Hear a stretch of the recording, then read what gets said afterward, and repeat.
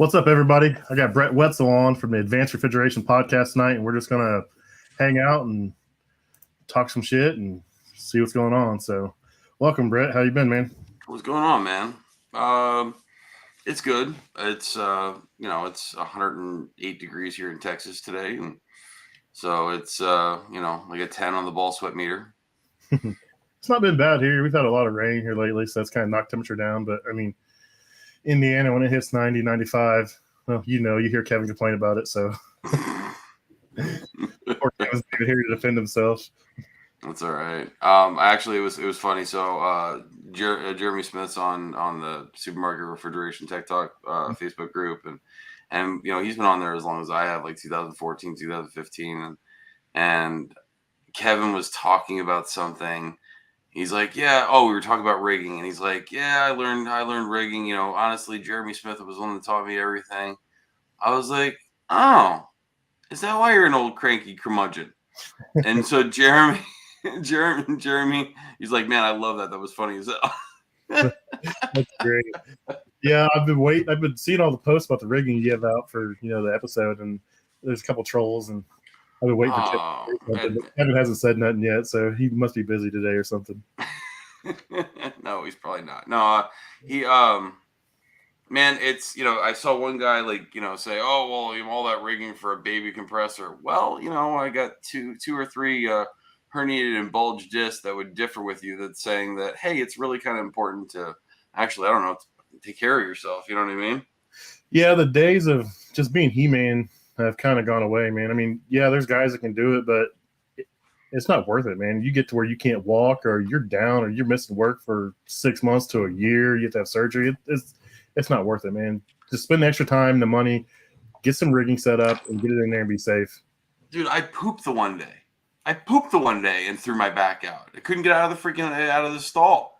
Yeah, I sneezed, dude, and I couldn't walk for almost a week. I'm like, this is ridiculous. Now, my excuse is I'm fat, but I've done a lot of dumb stuff in the past. Luckily, I don't handle any crazy big compressors. Yeah. Occasionally, I'll get a decent sized one on like a walk-in or something, but they're always generally on the ground. Or if it's on a roof, I just get a sign trigger or a crane and lift it up there and be done with it.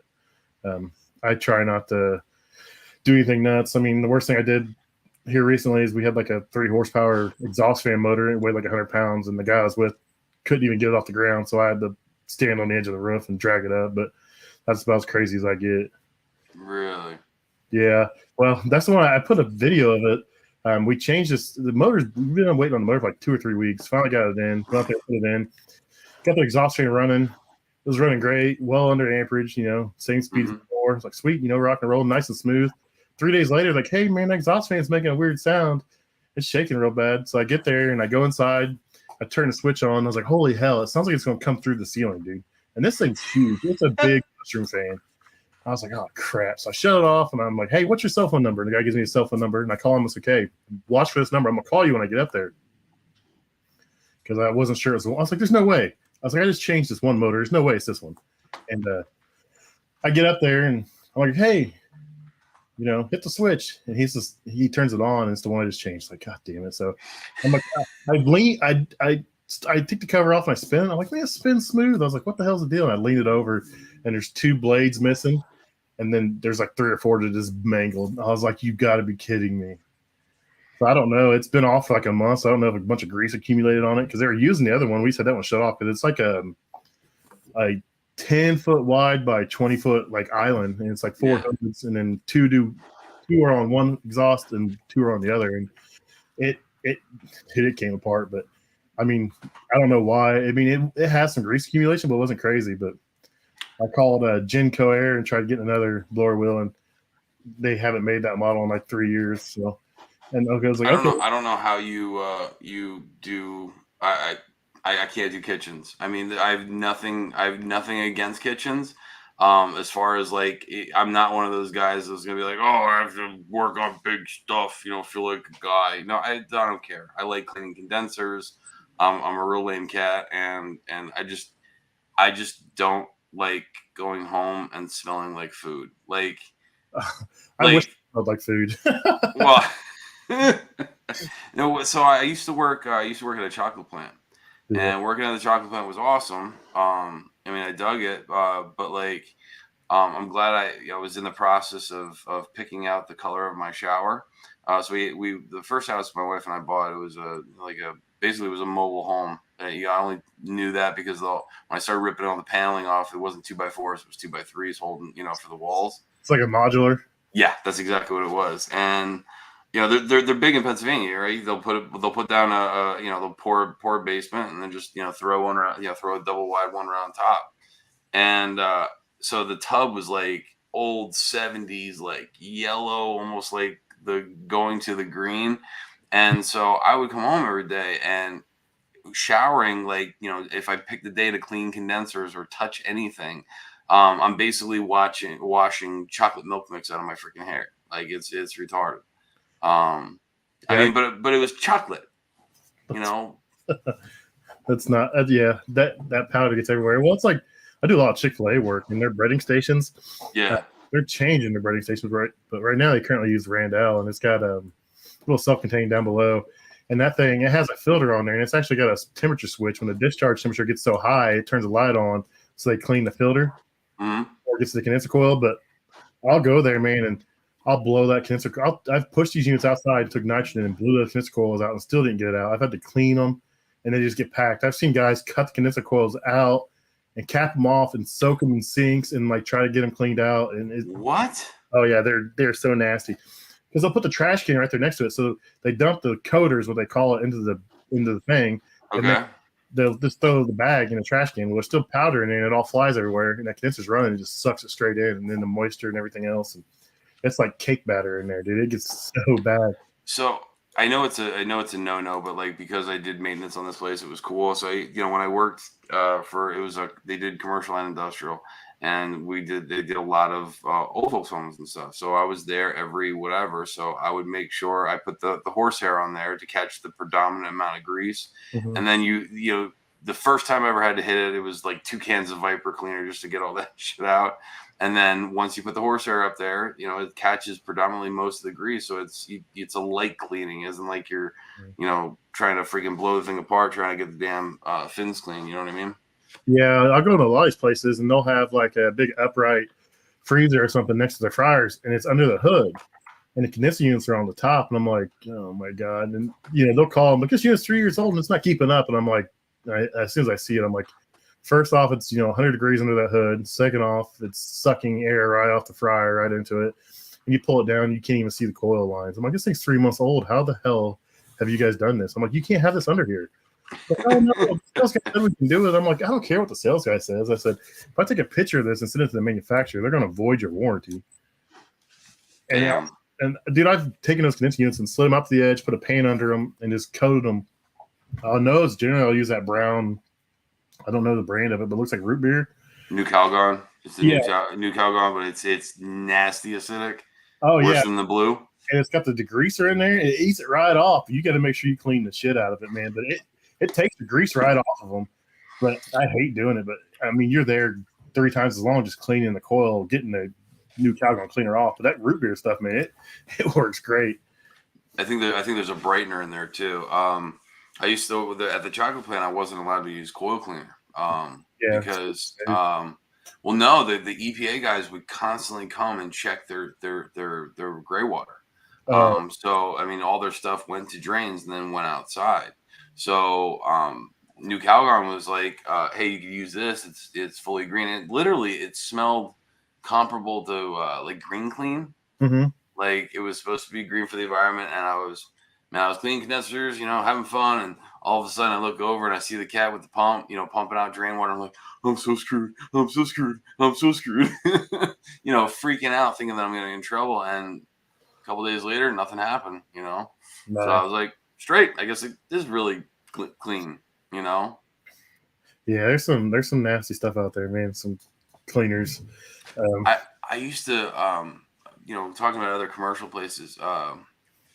It had like 3 companies in one. It was an industrial, commercial that were together, and then it had they did pharmaceutical, like scientific stuff, and they would use like hot gas bypass valve to control the capacity because the variance in temperature was only allowed to be like a couple tenths of a degree. Yeah. But we also did like an SPCA, and And I think SPCA, and I'm thinking, oh, puppies. I'm thinking kittens. I'm thinking whatever.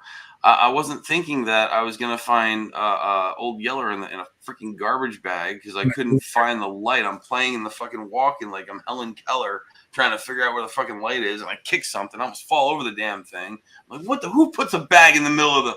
Oh, puppy. Yeah, there's some shit, man. Yeah, and then they're like, hey, you also got to do a PM on the oven. I'm like, what the fuck? What do they need an oven? Oh, It's an incinerator oven. yes, it was right next to the walk-in too, which made sense after I got there. Yeah, it's sad, but it's out there. So The morgues. yeah. Morgues. Have you ever had the privilege to work on a morgue? No, a company I used to work for, that's what I was going to talk about a second ago. They called, it was an exhaust fan for an incinerator, where they, not incinerator, but where they, do the bodies. And he was like, hey, we got a job. We got to go change this motor. And I was like, I'm not doing it, dude. Nope, I'm not doing it. And one of the other guys, because the other guy had always done it and he didn't care. I was like, I can't do that, dude. I was like, I can't. I'm freaking out. It smells funny in those yeah. I mean, because you have to get in there to change the evaporator fans. Yep. Why they wouldn't make them super serviceable and be like, oh yeah, I'm going to do that. No, they're not doing that. Yeah, I couldn't. I've heard horror stories of those things going down, and I'm like, no, I can't do this, man. I guess I'm just a wuss. The first time I seen a dead body out, my mom she did flowers. She worked at a flower shop. Mm-hmm. Like, she'd do the flowers and she'd have to deliver them too. So I was a kid, and I was like, one day she had me working with her. I was like 13 years old. I'd never seen a dead body, and they brought someone out of the vehicle. They were bringing them in, and they were unzipped, and I seen them, and they were like all pale and bloated, and I was like, I lost it, dude. I was like, oh. Really? Yeah, I was traumatized for years. I was like 12, 13 years old. I'm a wuss when it comes to stuff like that. Really? You even now?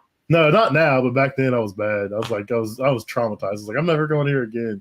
Really? But, yeah. I don't think I've ever had that happen. I mean, I've seen, you see them, when they're done up and, in the casket and everything, they got makeup on. You can still tell, but it's nothing like, freshly deceased and, bloated and pale and no makeup. And my mom actually passed away out in Mexico. She went on vacation, came back in a box. Her appendix had ruptured, and she came back, and they did her up in the mortuary down in Mexico, and I didn't know that. Like, I thought they just embalmed her and and just put her in regular plain clothing, and then shipped her back, and then that was going to be up to the mortician in the States.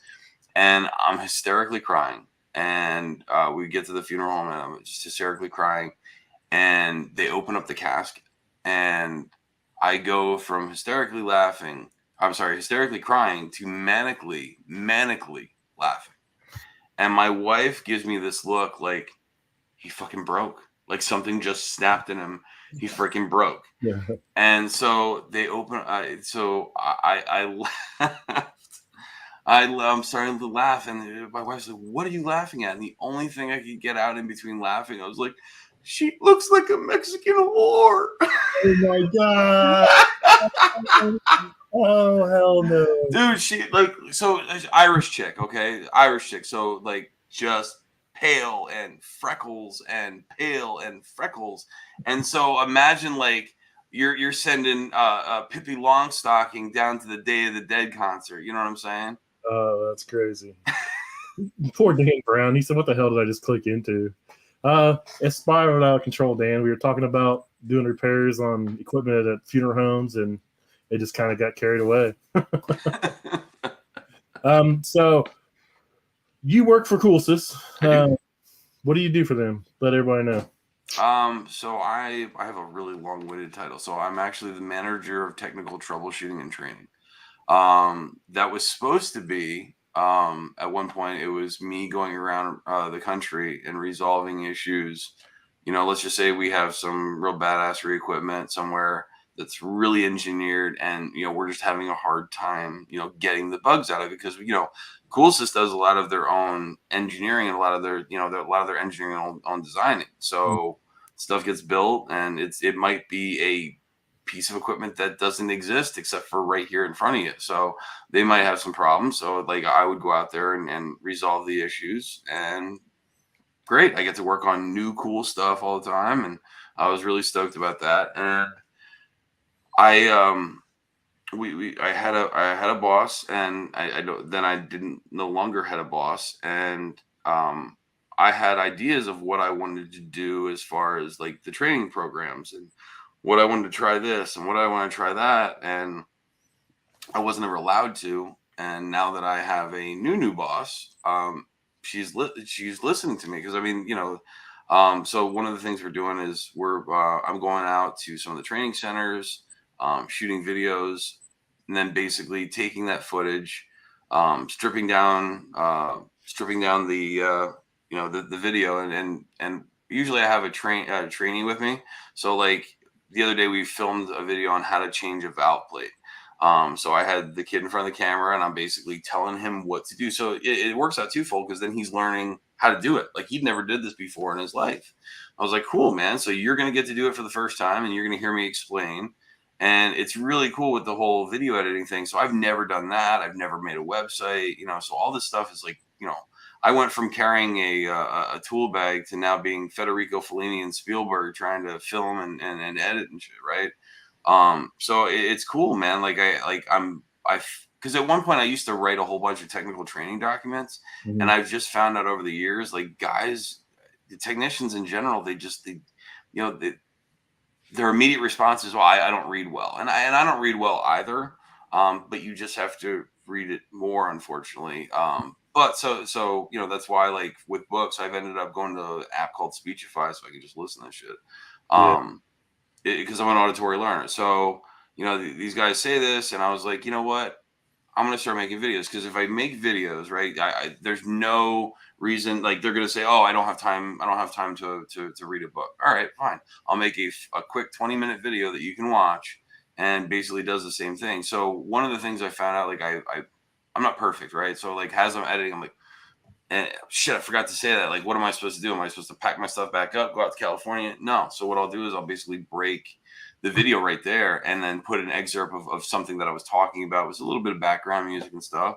And then an explainer, like one of the compressors, I basically was able to strip the background. So it was just the compressor, and it was a cutaway. So you could see like where the discharge and where the suction was. And so what I ended up doing was basically taking that and, just putting in filler of stuff I missed to explain, or, I'll be going over stuff. I'm like, man, I really could have explained that a little bit better. So, I could do a video or an audio edit here, you know what I mean? And just straighten up the audio there, or whatever I would need to do in order to get my point across of what I'm doing. So that's one of the things we're doing.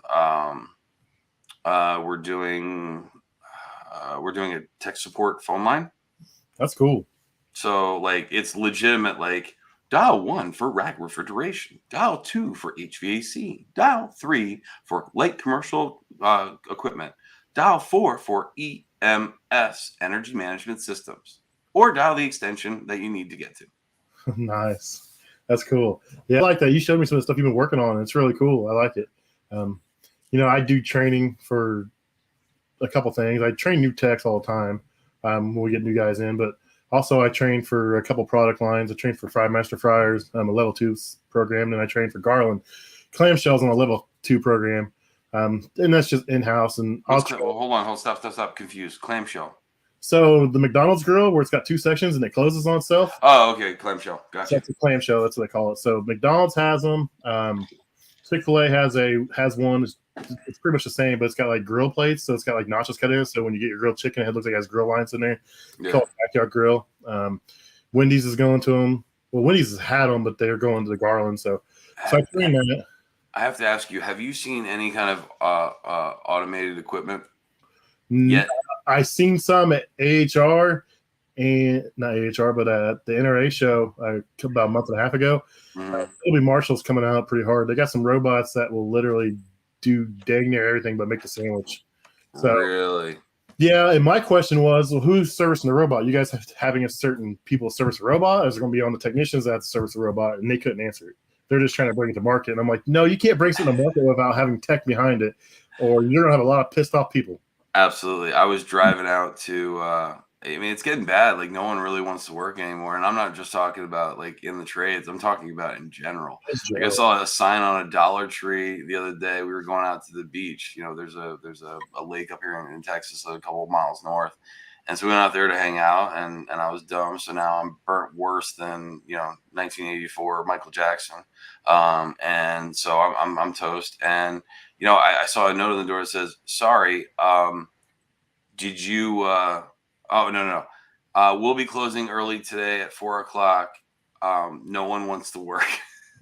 And then when I was down in Florida, I was driving by a strip club, and it says, "Now hiring anyone that'll show up." Nice. Yeah, it's getting crazy. We've had guys come get an offer, go back to their employer, and their employer gives them more than what we offer them. We've had guys, I'll be in Friday, fill paperwork, never show up. Boss calls them, I'll come in Monday, they don't show up. I'm like, don't call them again, just let it be. I mean, it is what it is at that point. But as far as training, I also train refrigeration. So it's a basic refrigeration for CFESA. CFESA is a Commercial Food Equipment Service Association. It's kind of like a section body that kind of like promotes what we do and trains. So I got involved in a couple of years ago when COVID hit, really. They had training. It's been the same for like 20 years.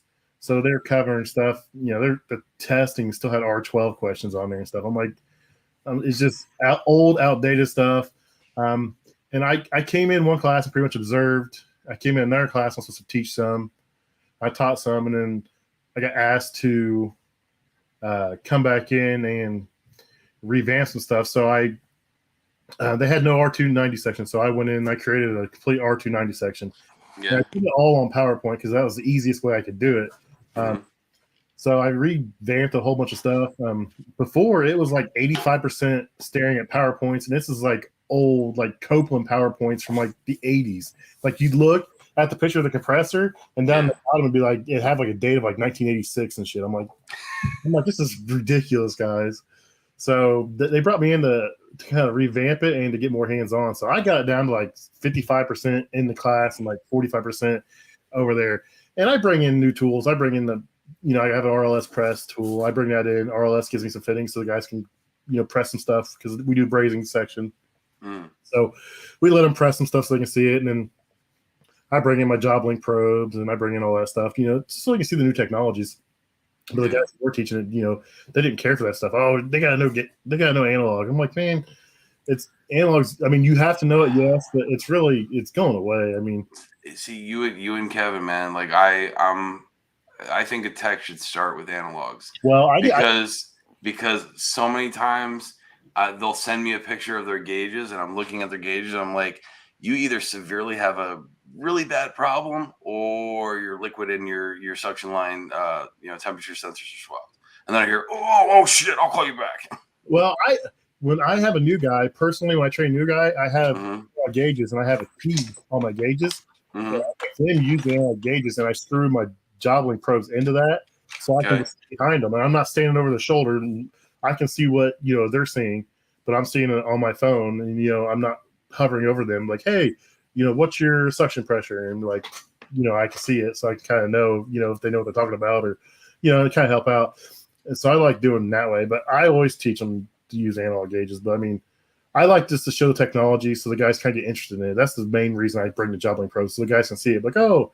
And I show them. It's easier for me to teach them like superheat subcooling with those, but I make sure that before I even show them how to do it with those, we do it with the analog gauges and the clamp on Cooper thermometer, and they're doing the math. I give them all a PT chart and like, hey, do it by this way. And we have a little roll around mock up. It's a walk-in cooler, and it's like a subway unit. So it's got the self-contained up on top, and it drops through. The problem is it's so small, it runs for like 2 minutes and it satisfies. I mean, it'll be like 90 degrees, and it runs for 5 minutes. It's down to like 32 and shuts off. Wow. So I'm trying to get these guys to, learn superheat subcooling. I get the door propped open, and it's just running wide open, and it hates that. And I'm trying to get them to build a walk-in, and then I can put, I can do a freezer section. I can do, a freezer setup and a cooler setup, and then we can play around with it that way, and it'd be a lot easier to do. But you know how it is. You only got so much budget, and this is a not-for-profit company I do stuff for, so it is what it is. So I also made a website for the techs, and it has pertinent information like refrigerant tracking forums, stuff like that, and I every bit of information that I own that's on my computer, minus the midget porn. Basically I have, it's searchable too. So the way I created the website, there was a place in there that, they could search it, which is amazing. So they can type in, be really, really, really specific, like Dan Foss VFD or Dan Foss Walmart, and like anything will come up like that. That's where I house all my videos. So I have a series called Ask the Pros. Basically, I come out with a video every other week, and then it's some kind of technical document. So like I just got back from Addison training when I was down in Orlando, and so I was like, "Oh, guys, I just got all this Addison shit. Check it out." You know what I mean? And then just send them the link to where it is on on the website.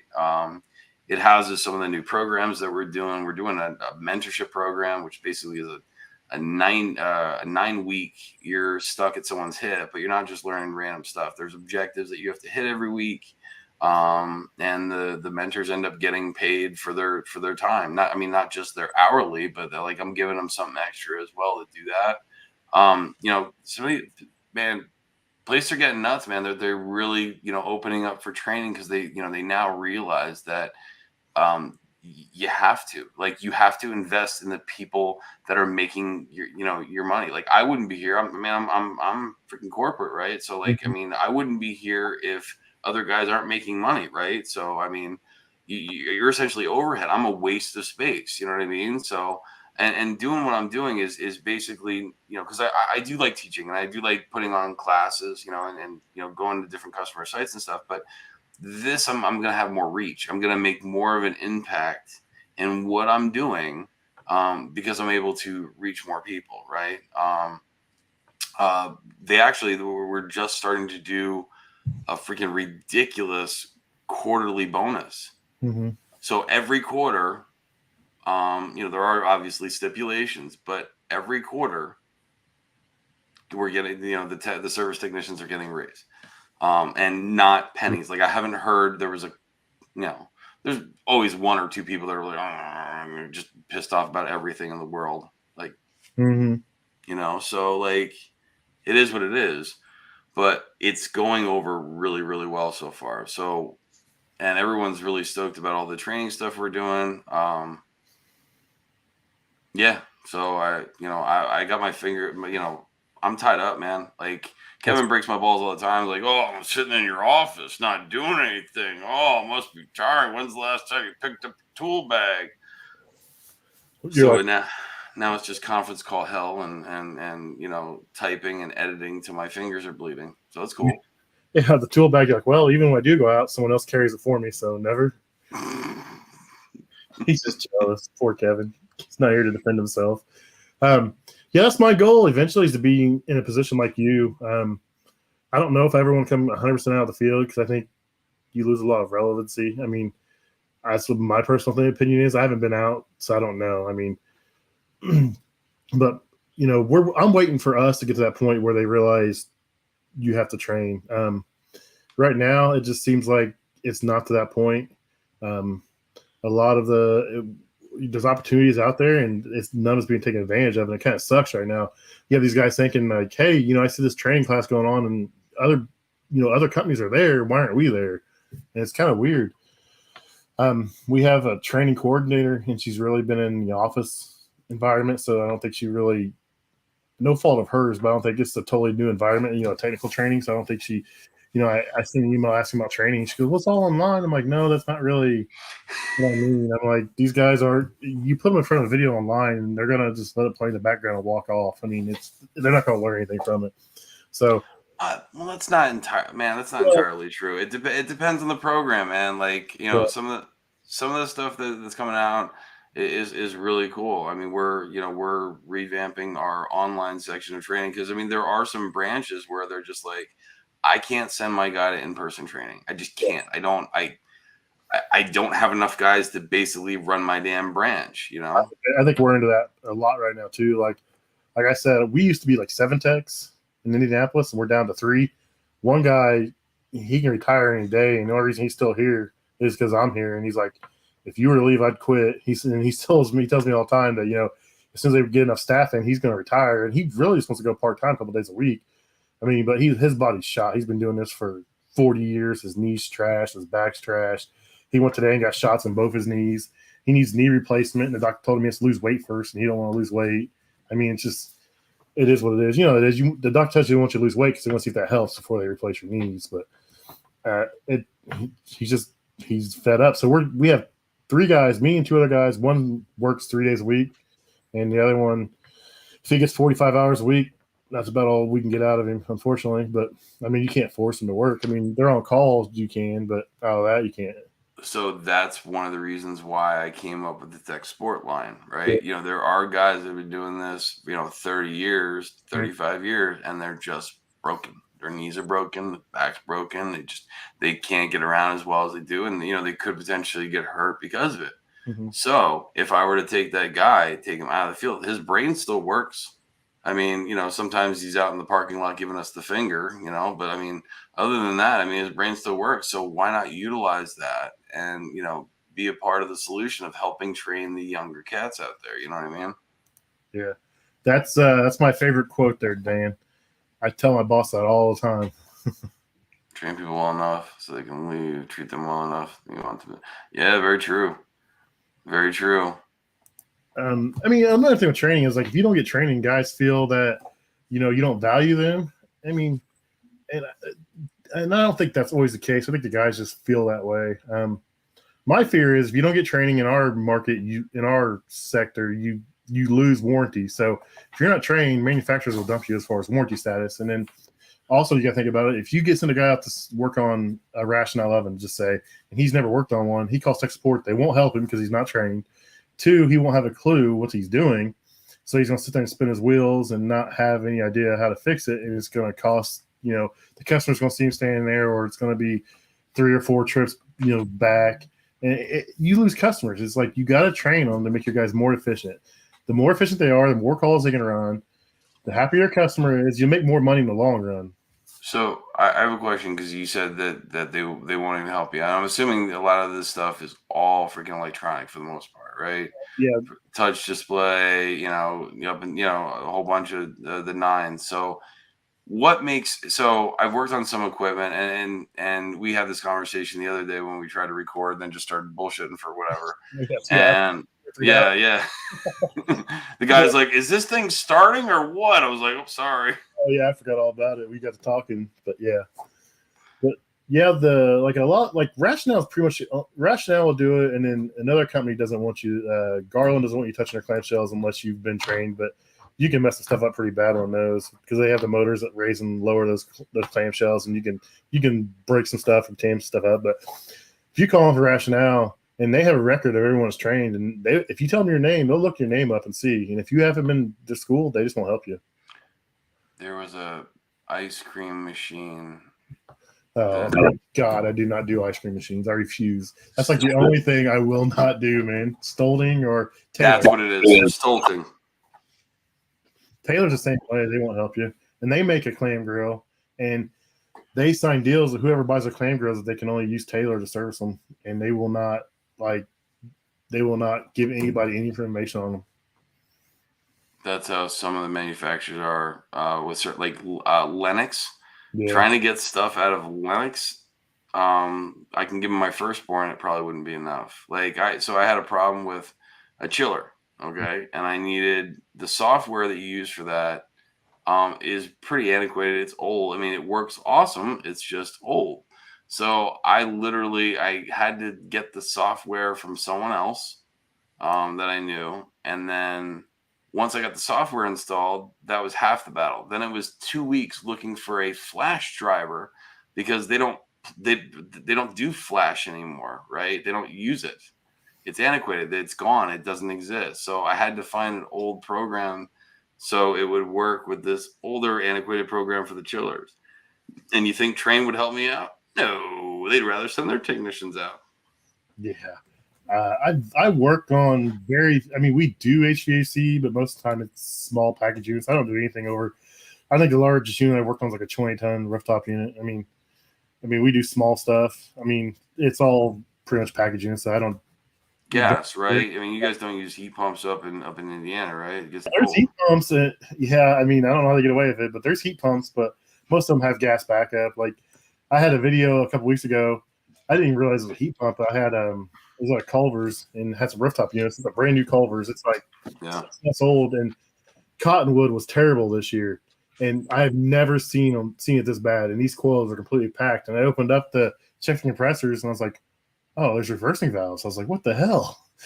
I was like, "It's the first time I've seen a heat pump package unit." I was like, "What the hell did I just get into?" I really want to understand. So I've Danfoss had an ad in one of I get the news magazines like every month, right? HVAC news. And I saw an ad in there for a Danfoss CO2 rooftop. And I'm kind of tripping out because I know how transcritical works, and what are they doing? Like, I don't know how they would make that thing work. And there wasn't enough piping to me to basically look in there and look around to see how it was piped, what it was piped to. Because with CO2, once it gets up towards transcritical, I mean, you need that flash tank to help you create that liquid. So, yeah, unless they're using, some sort of, compressor that has, an economizer, you ever see the lower temp scroll compressors that, basically have an economizer port where you hook up a cool vapor to it to actually cool that compressor down. Have you ever seen one of those? Yeah. Okay. So that's at a actually different pressure. So the suction pressure might be at 10 pounds or 8 pounds. Your economizer portion might be at 70, 75 pounds. And then your, discharge is obviously your discharge. So you basically have 3 different pressures. It's essentially only an interstage, really. Mm-hmm. Right. Because you're taking that vapor and still compressing it. It's injecting it at a certain portion in the scroll, so you're not starting from all the way out normal suction. Right.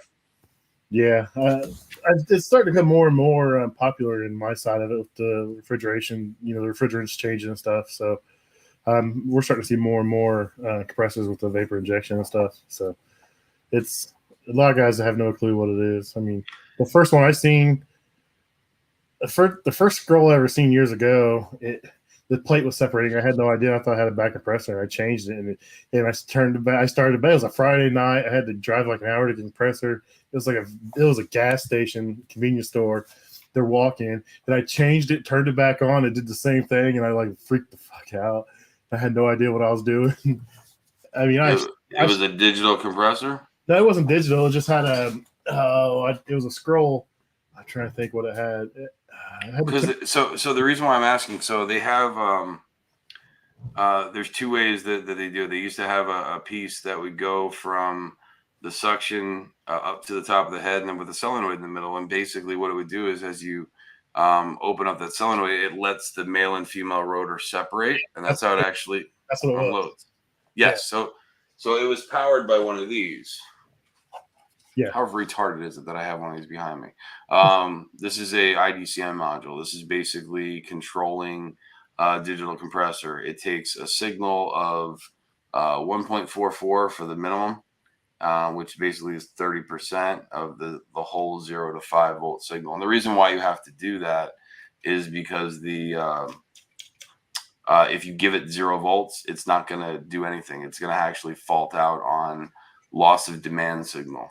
So it needs, if it's going to turn that compressor on, not only do you have to pull the contactor on, but you actually have to load up the signal. And you could if it was me and I was having a problem like that, if you hook 2 batteries in series, right, the voltage is going to add, right? So you could have potentially took 3 AA or AAA batteries and put them in series, and that would have gave you your volts DC, and you could have lied to this thing and gave it a signal. Yeah. Someone else ended up actually having to go bail me out. I don't even think it was our company. I think someone else, like a different company, had to go bail me out. I was way over my head. I was like, okay, so when I first got into this field 16 years ago, I did hot side only, and I went to refrigeration, and the company I was working for wasn't going to do it. So I quit.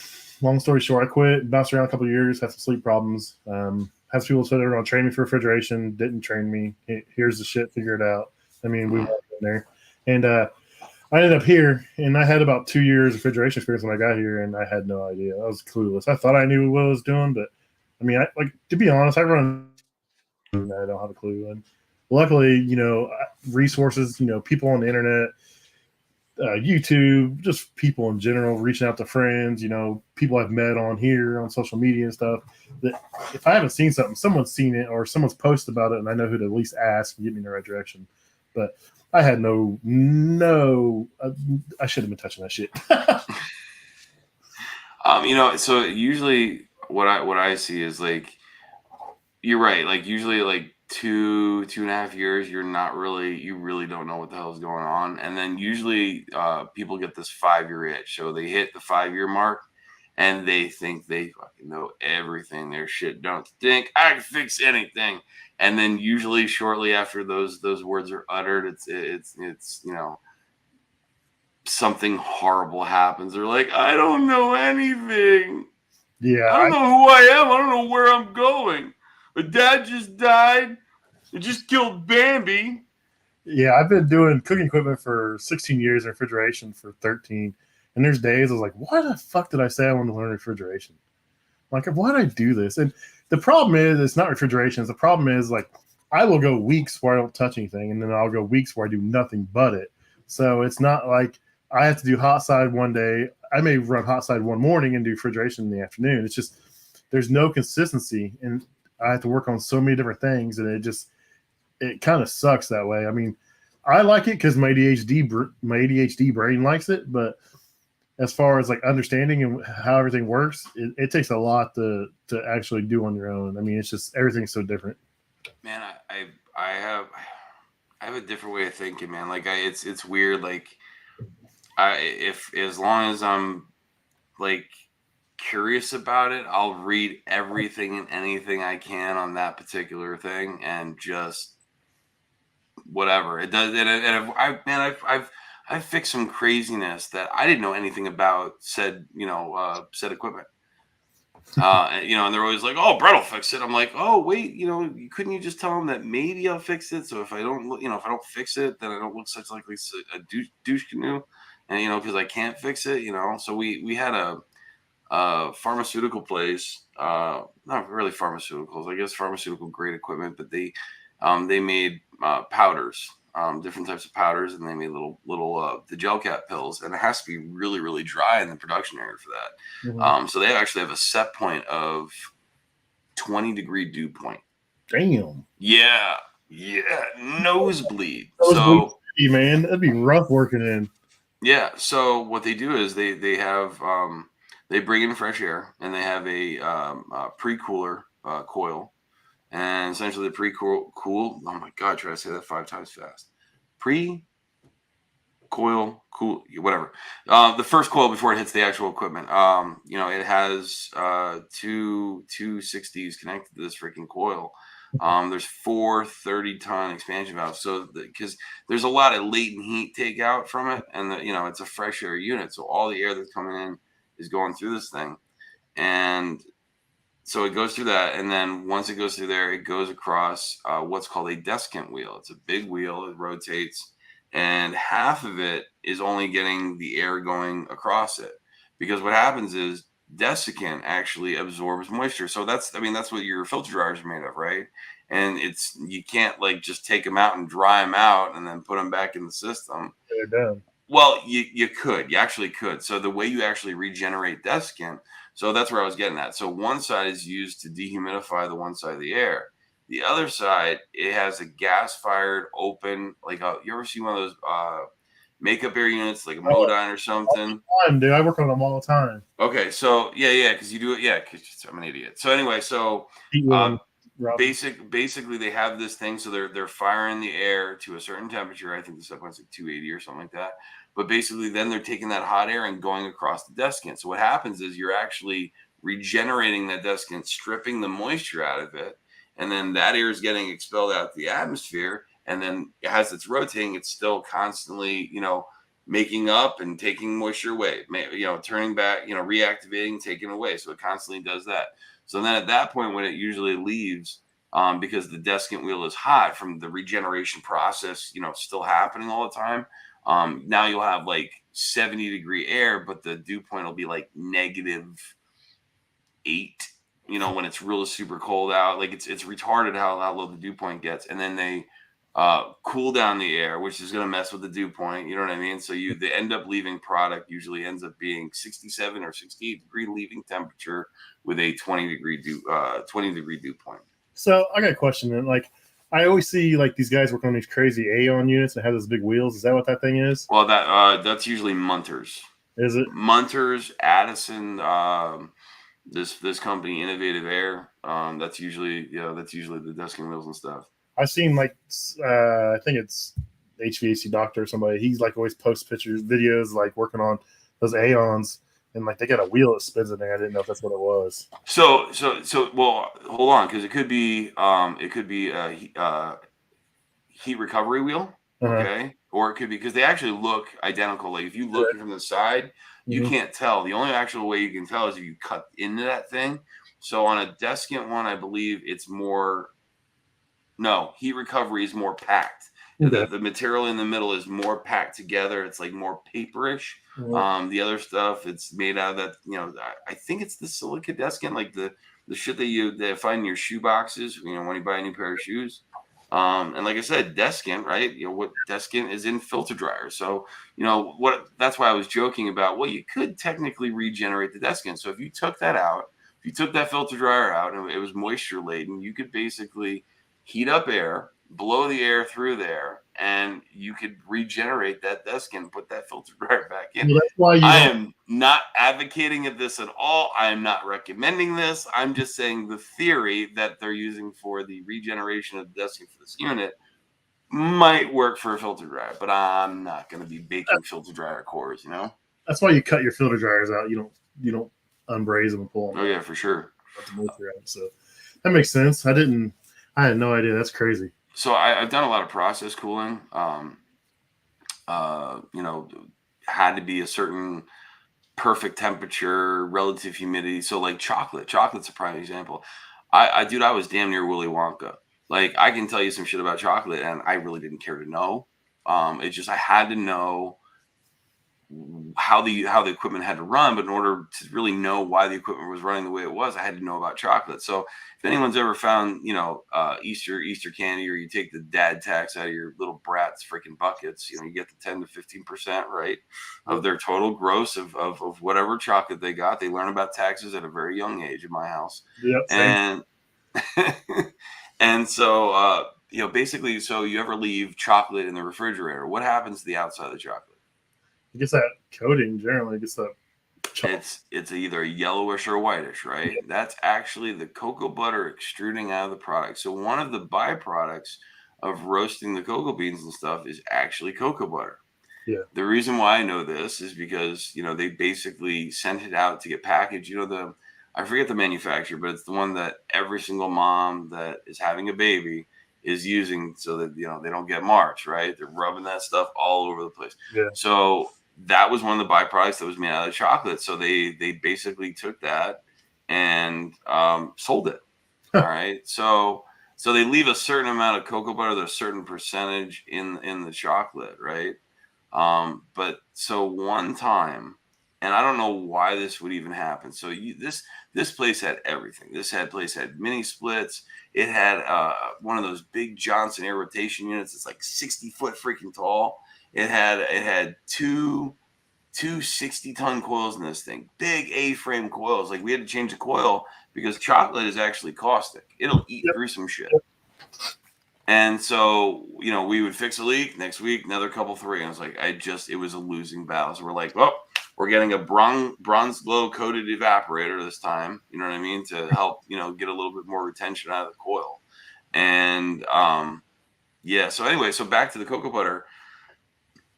We're working on the system because all of a sudden they have 20 calls. Because like I said, this place had anything from a mini split upwards. They had a 1,000 horsepower ammonia screw package units at this place. So they had the gambit. They had two YCAA and YCWA train chillers. They had York chillers there. They had a whole bunch of shit. And so we were having head pressure issues, but it was like fault. So there's no reason unless the open loop tower takes a shit, right? That should be the only reason why that thing would go bad. So we start, cleaning one of their most important chillers where, pick what you want to start doing, because the problem is with manufacturing, like if that one chiller isn't working and that is like your main baby, if that chiller isn't working, then they can't do any of the more of the processes, right? It's always built off that other shit, right? So that being said, we're noticed that the condenser, the water cooled condenser, because they tried not to have any air cooled shit this place because the powder, right? So we're finding that the water cooled condenser seems to be all jacked up. Like it's fouled up for some reason. So we pull apart the chiller that's going to get them back up and running. We start cleaning the tubes, and at the end of pushing it through, you're getting a stick of butter at the end. What the hell is in your open loop? And we went to another one just for shits and giggles. Same thing. Like what? The water was fine yesterday. Like what happened? Why you do this is beyond me. But their condensing loop was connected to the cocoa butter loop, and someone opened up a wrong ball valve and put cocoa butter in the closed water loop. Oh boy, that's a mess. So not every single one of these units had a serviceable, heat exchanger, right? Yeah. Some of them were the curly Q. That's basically, I guess that would be a shell and two, right? Yeah. The curly Q towel. And so Brett was cutting a bunch of shit out and putting fittings on it and running acid through this thing. I got pictures of a bucket somewhere where it's dark, it's nasty, it's horrible. That's nuts. So you've worked on all kinds of stuff. I mean, we talked in the past. I mean, you've been everywhere. I mean, your story is, you told me about, going to school and everything and how you ended up being what you are. I mean, it's just nuts. So you want to go into that a little bit about how you got into the trade, or? Yeah, sure. So I actually, I moved out of my house really young. I was 16.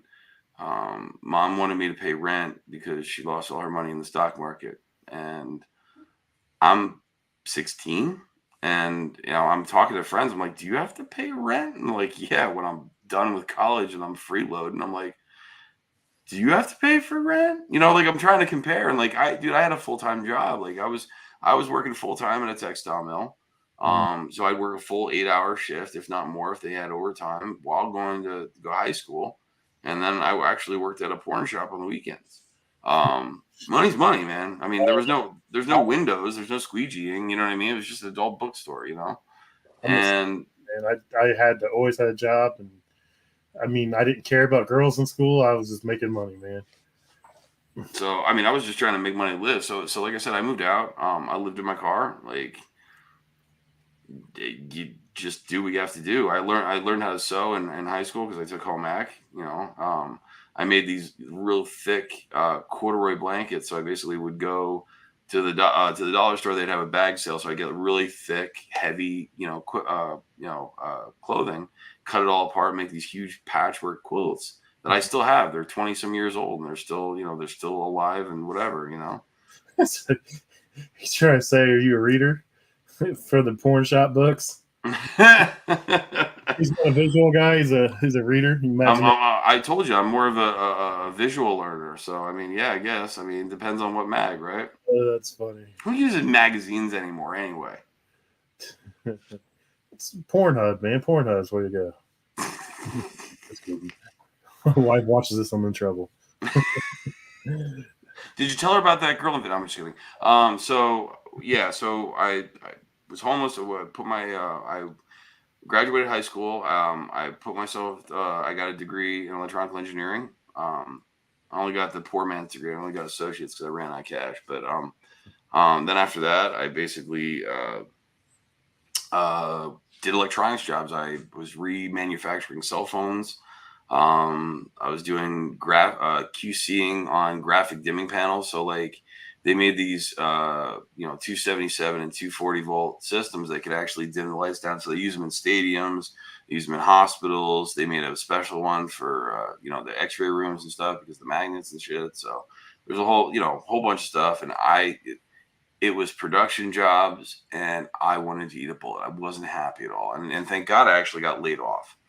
And after about a month of that, I was like, I need to go and find something because this is I want to I've worked so much my whole life, and I got a vacation for the first time since I was 14. You know what I mean? I was like, I don't have a job.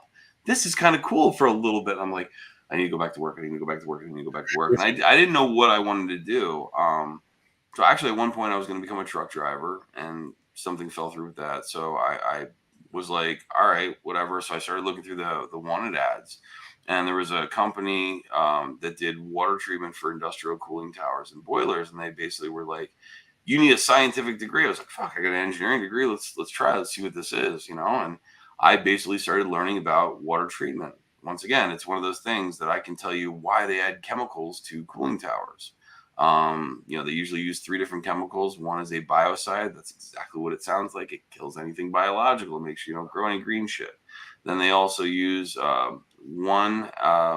it's basically an acid.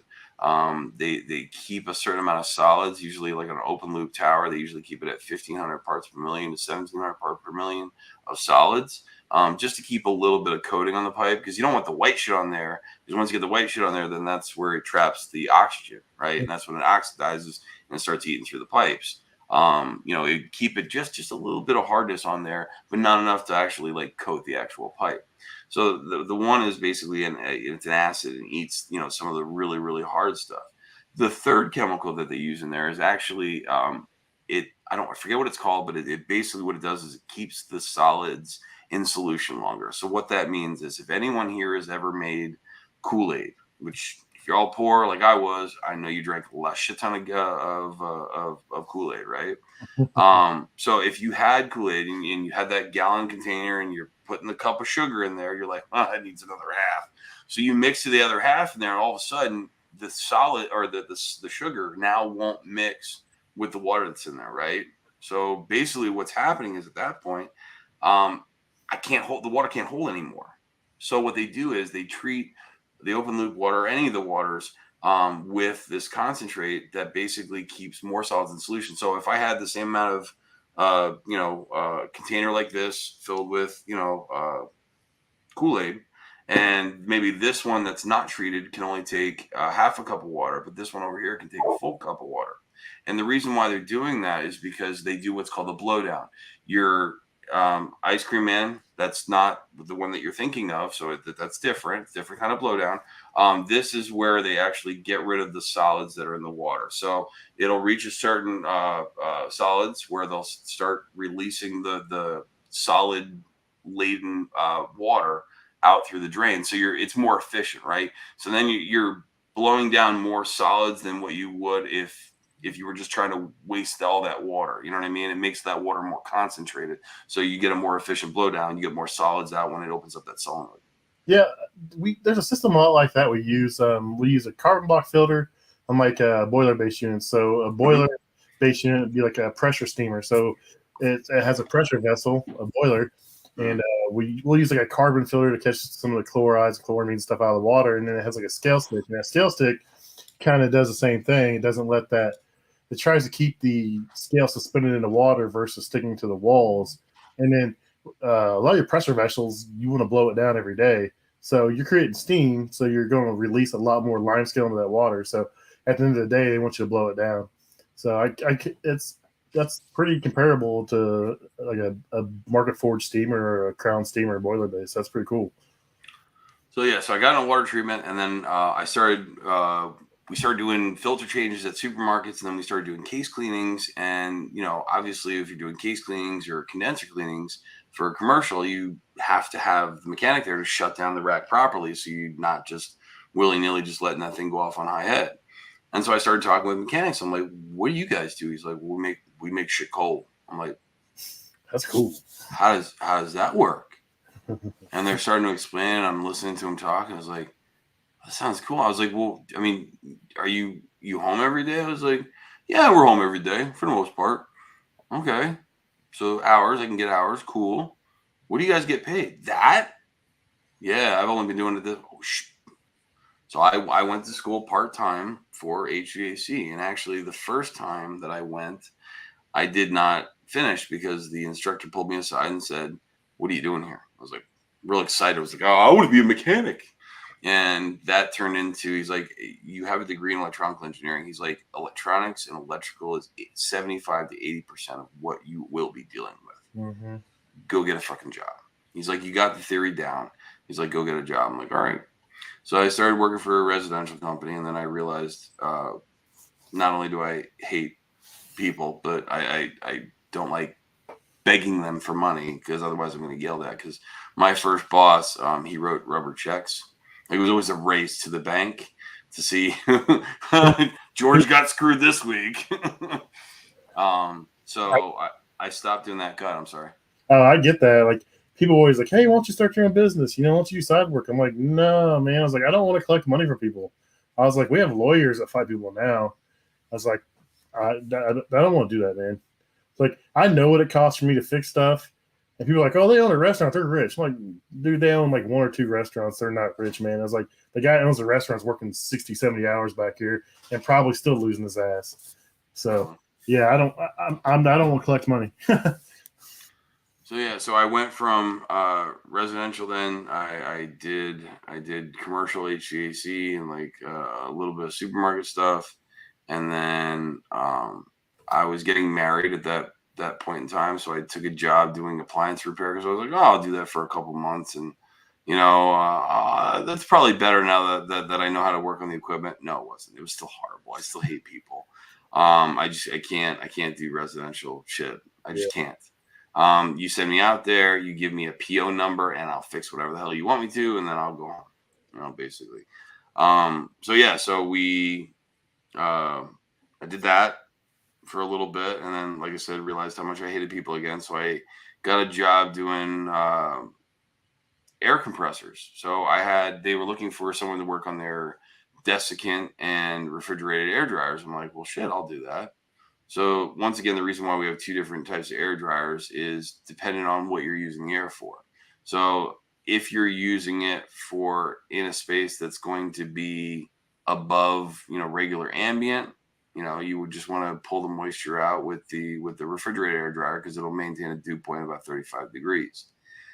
Desiccant air dryers will get down the dew point, if they're working properly, down to -88. The reason why that's important is because if you're utilizing that for, let's just say, going outside for outside pneumatics, well, if you only run a refrigerated air dryer, that means that if it gets colder than the 35 or 38 degree dew point that the machine was set for, that means more moisture is going to drop out as soon as it gets fucking cold. Oh, yeah. So in industrial places, they predominantly use the air for their doors, for the door systems.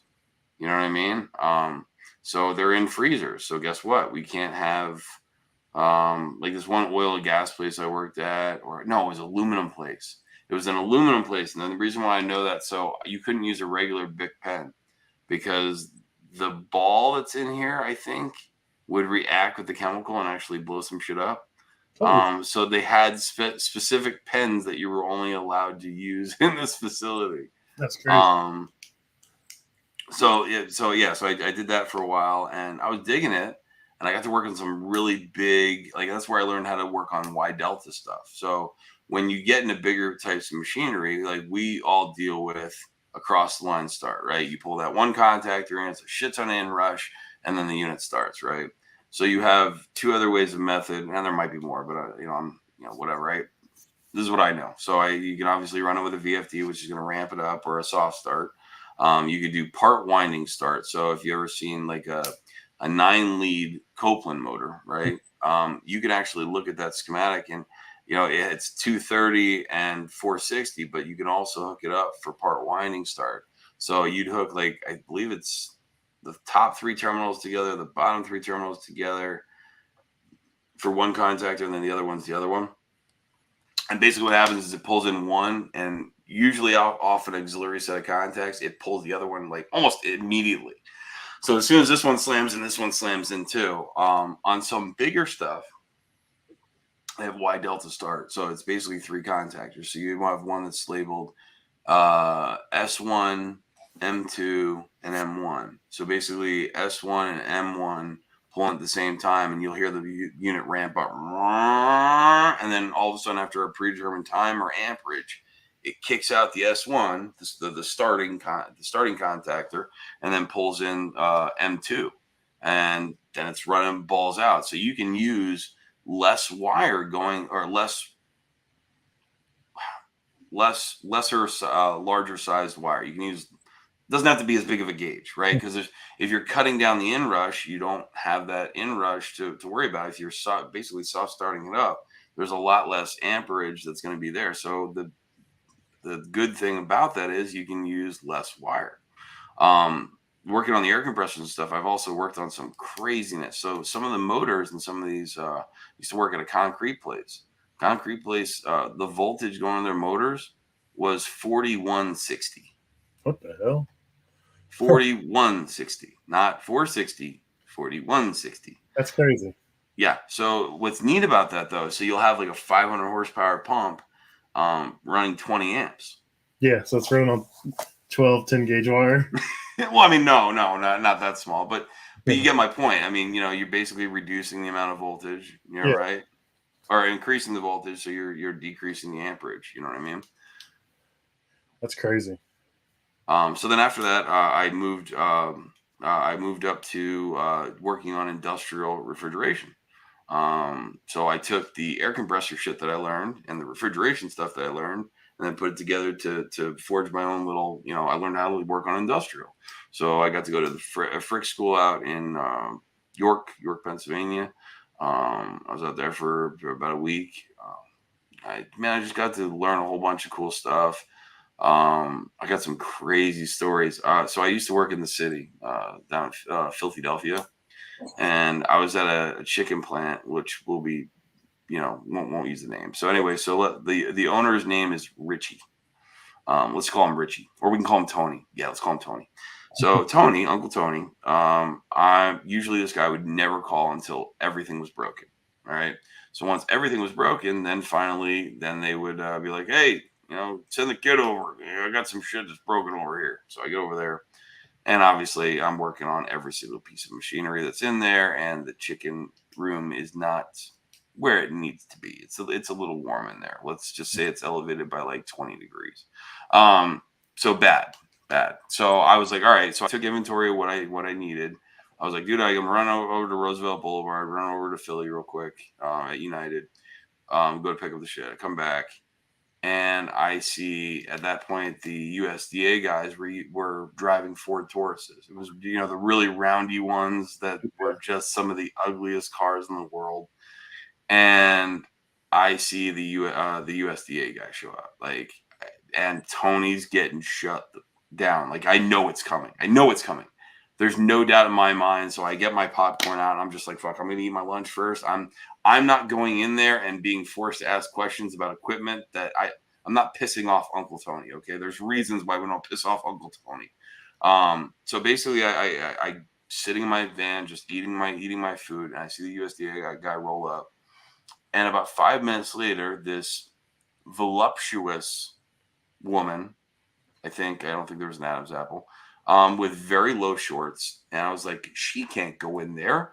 They have food in there. She might get something on something. And I'm like, all right, well, I'm not going in there when the USDA guy, like, he'll do his talk, whatever, write him his fine or whatever, and get the fuck out, right? And so I'm sitting there, and woman comes back out about 10 minutes later. USDA guy comes out another 5 or 10 minutes later, but he's buttoning up his shirt and fixing his pants and whatever else. I'm like, what just happened? So I go into the I go in to go see Uncle Tony. I was like, Tony, what the hell happened, dude? I thought you were gonna get shut down. He's like, I took care of that guy. I'm like, what do you mean? Oh, so the monkey's like doing the little thing on the wheel, the squirrel's going, like everything's rolling. I'm like, oh, he got him a whore. So I was like, Tony, you technically didn't take care of him. Like, I think Miss Kensington Square just took care of him, right? That's great. Yeah. That's fun great. Times in Philly. It's that way everywhere. I've never ran anything like that, but I've seen some pretty sketchy shit. Anytime I see, like, I'll be in a restaurant working and I see the city trucks pull in, I'm like, yep, see you later. I'm out of here. I refuse to be there. I'm bored of health there. Yeah, I don't blame you. Because they make you feel uncomfortable about doing your job. Yeah, and then they want you, like, well, this is broke. You look at this. I'm like, I don't even work on that. That's not me. Call somebody else. I mean, yeah. They're just using you for escape. I run into it like doing new equipment, like new restaurant starts and stuff. I'll see Board of Health, and generally they're not bad because there's no food in there yet, so they're not freaking out. But yeah, man, you be working on something. They're like, well, he's looking at this cooler too. I'm like, the cooler's been down for 6 months.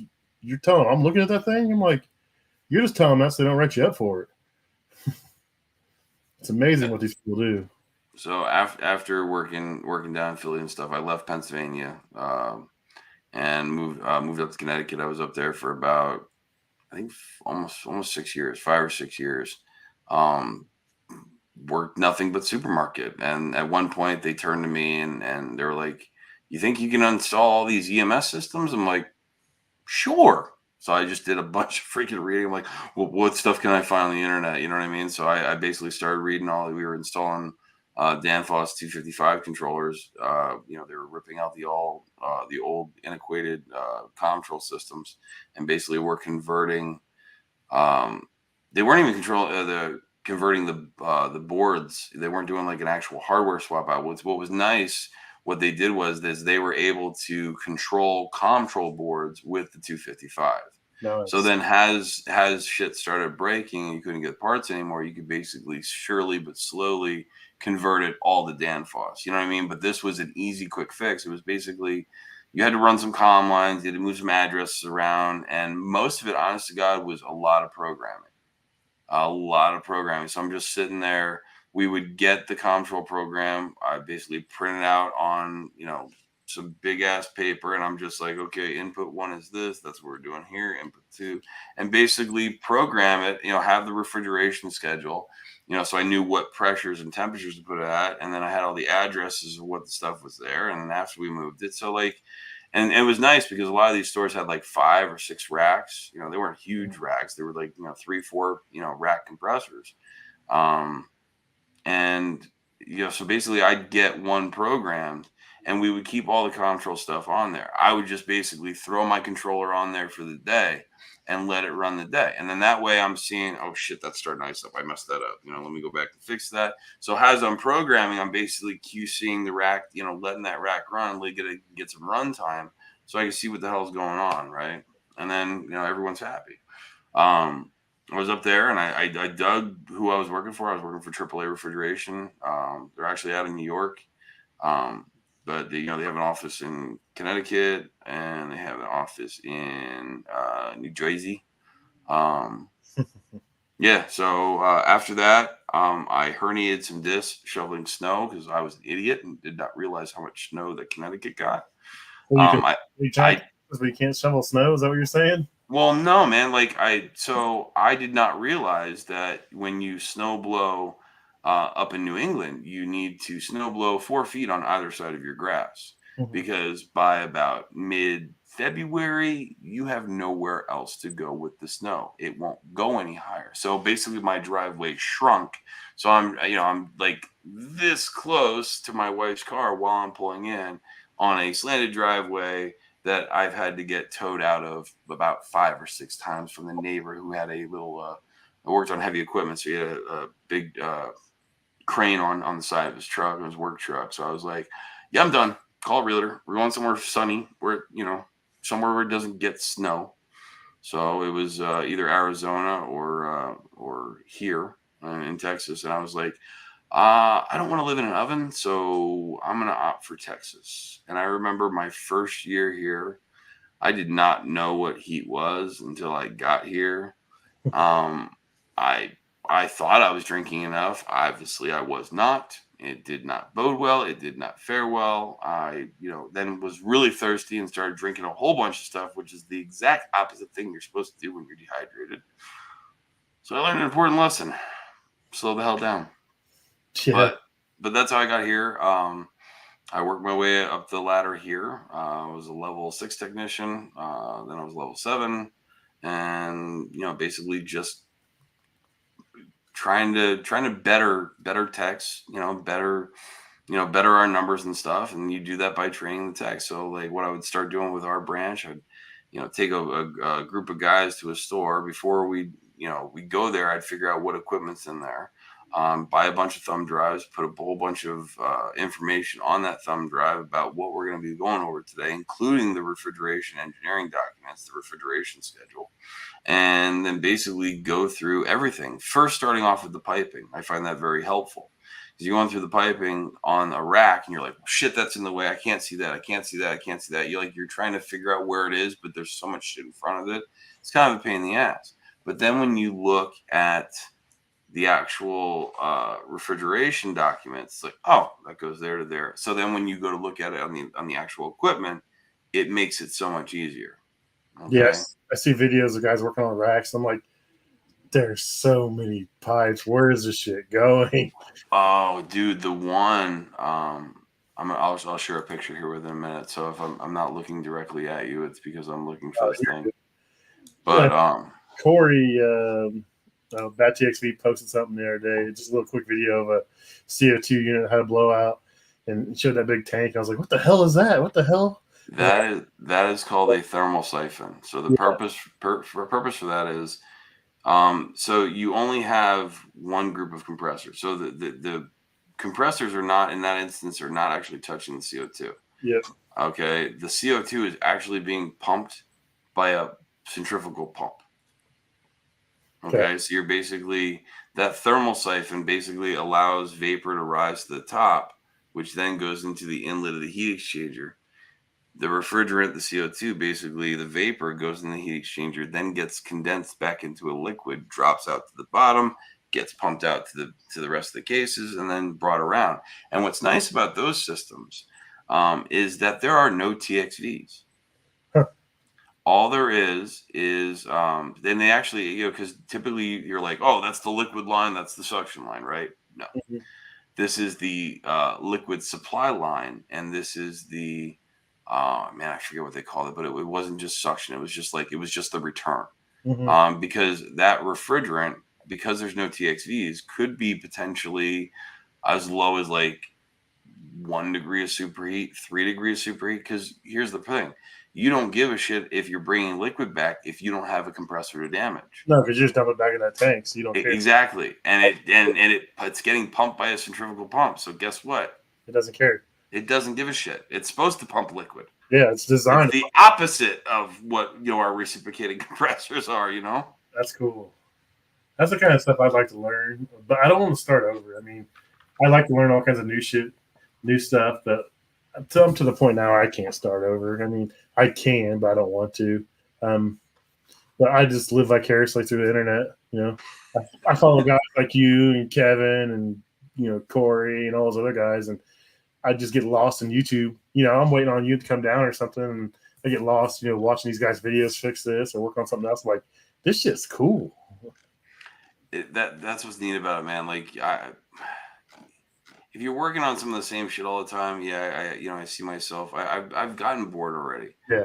And almost left, and it wasn't until they're like, well, what happens if you had more of a gainful impact on what you're doing and having a farther reach? I'm like, I'm listening, because I enjoy teaching. I enjoy training. Yep. I really, and it's funny because like the thing about training, like whenever, like my wife was busting my balls, she's like, I don't know why you're so tired. I'm like, because you're referencing everything in your head all day long and you just don't stop talking. Yep. And it's fucking exhausting. Like I not that I'd rather, but like I could work a 24-hour shift easier than what 8 hours of teaching is. Like I am mentally fried, and I feel like an asshole whenever I'm in town because like people are like, "Come on, come out to dinner." I'm like, my brain hurts, I'm asleep. I know. I felt bad sending you a message earlier. I was like, well, let's see if he wants to record. He'll let me know. And I'm glad you came on since we No. just bullshitted last week and never hit go live. Yeah, my son's kind of a jerk. He like he'll walk up to my wife and like, "Mommy, I got a secret." Like he won't say it in front of me because I'm like, "What, dude? I just told you I'm putting you to bed." But mom just said she'd do it. Like, if my son, he's 5 now, if he can go back in utero, he would, for sure. Enjoy it, man. I've got 3 kids, so I'm only 40 years old. I've got a 21-year-old daughter. Son's about to be 20, and our youngest, he'll be 17 in October. And it's been a wild ride. My daughter just moved out. She was only here she'd come home about once a week, and then she got to where she wouldn't hardly ever come home. And we've only got a 3-bedroom house, so my youngest son, he refused to share a bedroom with his older brother, which I don't. A 17-year-old and a 20-year-old in a bedroom doesn't sound appealing to anybody. So we told her she had to start coming home every 3 days, or we're going to take herself out of the room. Well, she started coming home, and she'd do a load of laundry, take a shower, and she'd leave, and that was her coming home every 3 days. And damn, it's like, no. My wife's like, that's not how this is going to work, and she's got pissed off and moved out. What's your kid doing for work then? My son, he's a laborer for the street department for the city. He was trying to get on Light and Power, but if he's to be a lineman, they're looking for apprentices. But it's been like an 8-month ordeal, and he's kind of over it. It's kind of funny. He applied for my company yesterday. I don't know how I feel about this because I told him, I was like, if you come to work at my company, you have to ride with me for 6 to 12 months. I was like, do you really want to do this, dude? Holy crap. I was like, are you sure you want to do this? I was like, he'll get to go with other people on like 2-man jobs where they need a second hand, but he'll be attached to my hip for at least 6 months. I'm like, I mean, he's like me. He hasn't really done anything mechanical, but his brain thinks a lot like mine, so be all right. But we'll see. He's supposed to schedule an interview, but I don't know. See, I think I've just spoiled my kids. My kids are insanely lazy. Like my son will be like, I'm like, dude, pick up your water and take it up the stairs because I know you're gonna ask for it. But my arms are tired. That's just him being a smart ass. My kids do the same thing. It's 5. Yeah, it starts young, man. My kids will just do shit just to irritate you, but yet he'll go and he'll spend 2 hours at the gym doing all kinds of crazy shit. Or he played sports, he played football. I mean, he's not lazy. I think he just he's brains like mine, dude. I'll leave shit and not care. I mean, it's just I don't know. I can't explain it, but he's not lazy. It's just it's gonna be a challenge. And then he was joking around with me. He's like, so if I hold your flashlight wrong, are you gonna yell at me? Like, damn right I will. Flashlights are magnetic, so you don't have to hold them. Man, so does you said your daughter moved out too?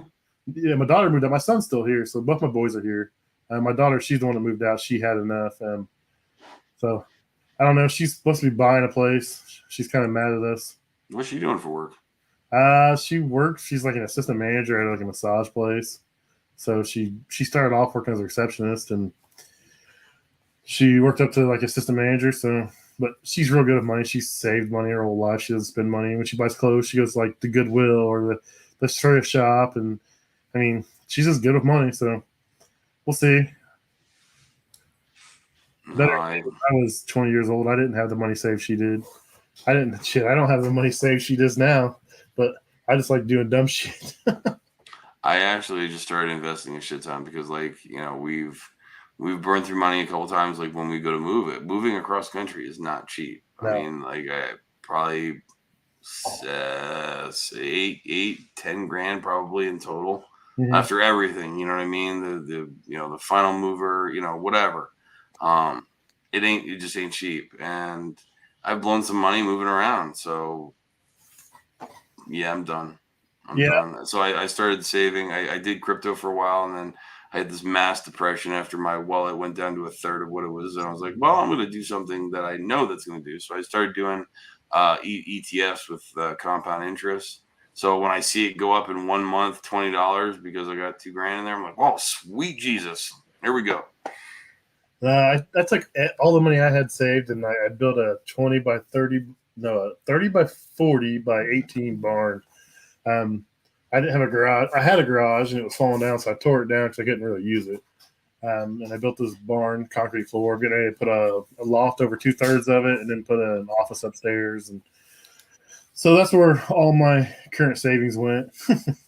So were you originally just building the barn because you like toys and you basically wanted a place to like work on your cars and stuff, or what do you got? What do you got the garage for?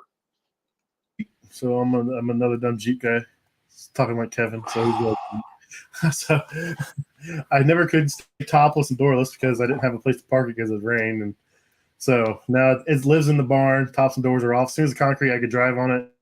It's been parked. So, but I want to lift. I want to get a car eventually and restore cars or lift them mod. I think I owned a car for a little bit, and then after that, I was just like, what do I need one for? Yeah, I'll probably be the same way. But I've always wanted like an 86 or 88 Monte Carlo SS. And it's like always, that's what I wanted when I was a kid. And I'll probably end up buying one and dump a bunch of money in the motor and then get bored of it and sell it. That's the way I roll. I like to do something, and then once I pay for it, I'm like, oh, I'm over this. Time to do something else. Yeah, talking about cars makes me depressed. So I had a '69 Nova, back in Connecticut. I bought after my mom had passed, and like, dude, it was ripped down to nothing. Like it was a motor and the end and sandpaper, and that's where I was at. And then we were like, we're moving. I'm like, fuck. Like wouldn't have been cost effective. But listen, it went to a good father son. So basically, the dad is the one that bought it. He bought it for his kid that was over in Iraq at that point in time. And he's like, yeah, when my son gets back, I'm just spending all his fucking money. His money's not doing anything, so I'm just buying car parts. It's like it's awesome. I'm spending his money. I'm living vicariously through him. So then, when the kid got out of the military or whatever, they started working together on this vehicle together, which I thought was awesome. So every once in a while, I'll get a random, text message from these cats and show me the status of where they're at. You know what I mean? That's cool. And the last pictures I saw, like everything was primered and the whole fucking back, all the lights were out. They got all the rust out. They did the floor pans like I was gonna do, and they got a badass stroker in that front.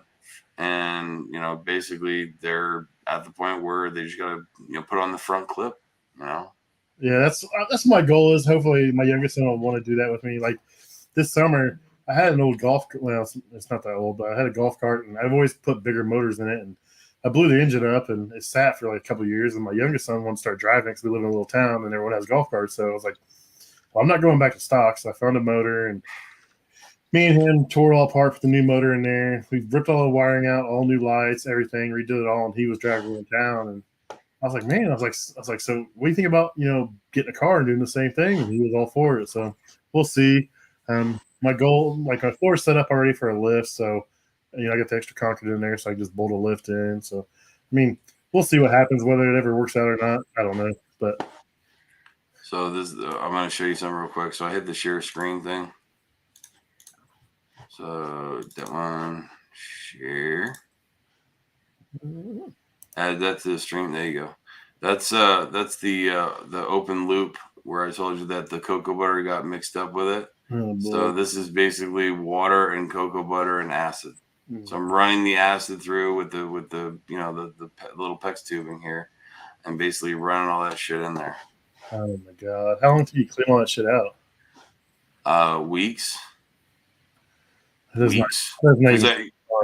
Because you'd clean one, and then you're like, all right, that one's done, and then well, guess what? Now you got to go to the other piece of equipment. Oh wait, you just sorted that one. Oh, that sucks because now you got to go through and do that one again because now it's fouled up again. Remove that while you're searching, so in case something comes up you don't want shown. No. You're fine. These are all like legitimate refrigeration pictures. Work safe file. Yeah, no, absolutely. Like, so you ever see a Copeland 8-cylinder. Oh, no. Holy cow. Yeah, 1, 2, 3, 1, 2, 1, 2, 3, 4, 5, 6, 7, 8. That's the biggest Copeland compressor I've ever seen. This is an interesting call. This is one that will always go down in infamy, like one that kicked my ass. So this compressor, as you can see, I don't know if you can make it out too well. This says 208, 230, right? Yeah. RLA is 43.6 amps. So this compressor would open up the internal overload every single time it would hit 21 amps.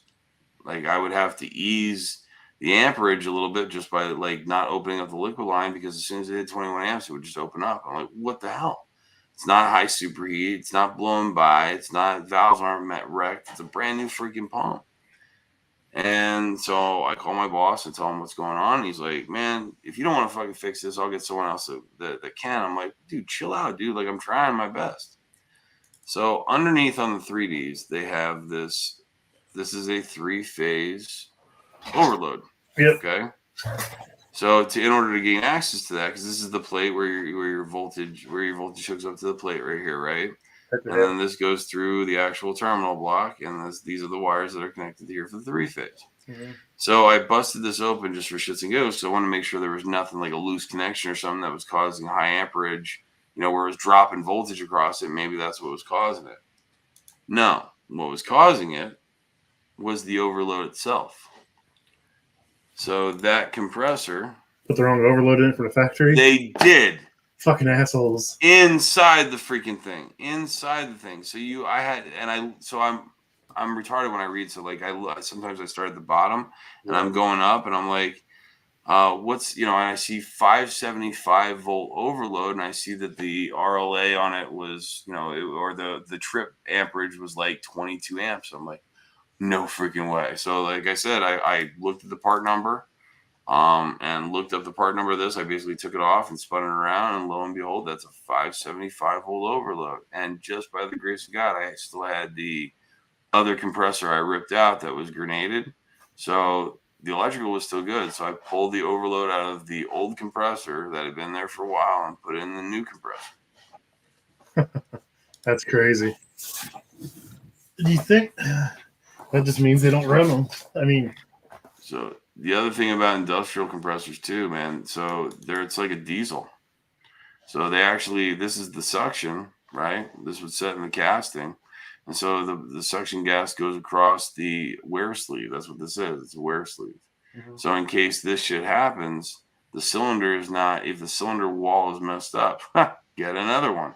So basically, so I got a brand new set of these, and that's exactly what I did.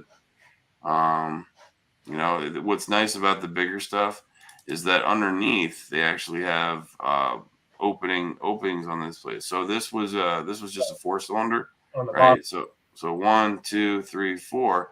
But on the bottom here, this whole access panel opens up. Mm-hmm. So I can basically bust that open, get my hands in there, and you can see just actually, you went through Trevor's class. Yep. What happened here? What? So the wear on the crank, what is that? What's that indicative of? That's your oil's washing off, and you don't know oil. I mean, but yeah, well, no, you're exactly right, because what's going to happen is going to pull if there's liquid in the compressor coming back from floodback, right? It's going to pull that liquid up through the oil pump, and the friction is going to boil off a lot of that refrigerant.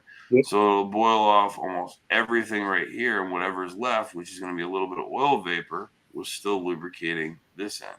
Yep. So this end over here, this is where the oil pump will be attached.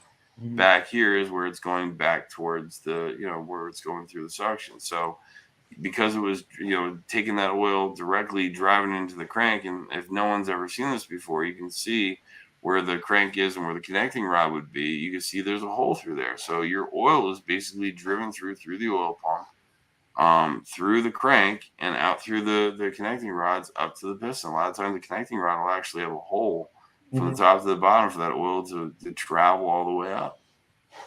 Yeah, in my Sefesa class, we have a pallet full of compressors, and I just let the guys pretty much tear them apart. I mean, some will never get back together, kind of trash and tore up, but some, we'll take them apart and mm-hmm. all right, let's put them back together. What do you mean to put them back together? I'm like, well, you think I was just gonna let you guys tear this shit apart and I'll put it back together? I mean, realistically, in my end of it, we're not gonna, change valve plates. We're not gonna. I mean, it's to the point where we just replace the compressor, unfortunately. We, but it's a good tool to tear us apart and see why this failed. That kind of thing. So they learn from it. All right, stop screen. I just want to show you those couple pictures because we were talking about it. Yeah, that's cool. So this mentor program you got going on. So you said that they have a. So do they have a new guy riding with them, or just a tech that's struggling, or it can be anybody, or what's going on with that? Hold on, you sound far away again. Oh, I moved the mic. Damn it! I think I can look at the picture because I get closer to my screen. That sound better? No, yeah, you're great. Yeah. Say it again. Repeat that. Program. So, what's that all about? Do they get a newer guy, or just someone that's struggling, or can it be anybody need some help? So the stipulation had to be a level 2 or 3. So currently we have 7 levels now at courses.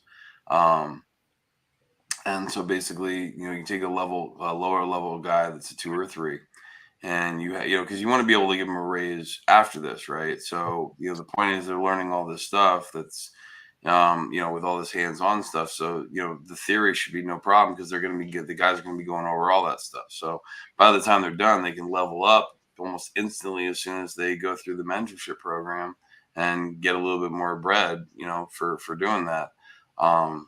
So you basically, like I said, it's going to be someone that's here already, but you got to be, man, you got to be trying. You got to be, on it. You got to be there every morning early and, first one in, last one out. You know what I mean? Like, you have that guy that has that strive that prove that, man, that you really want this. You know what I mean? Because I'm basically giving you an education, right? I mean, if you take it, a typical school is anywhere from 16. Like if it's a good school, it's usually about 240 hours, and it's usually anywhere from $16,000 to $20,000. We're giving you 360 hours of actual instructional time with someone that's actually done this for a living.